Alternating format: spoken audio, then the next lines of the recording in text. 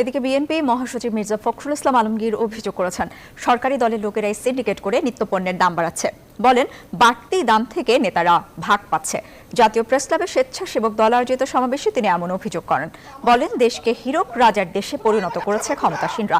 সুষ্ঠু নির্বাচনের দাবি আদায়ে জনগণকে ঐক্যবদ্ধ করে নিরপেক্ষ সরকারের অধীনে নির্বাচনের কথাও বলেন তিনি। দ্রব্যমূল্য বৃদ্ধির দাবিতে সারা দেশেই বিক্ষোভ করেছে স্বেচ্ছাসেবক দল।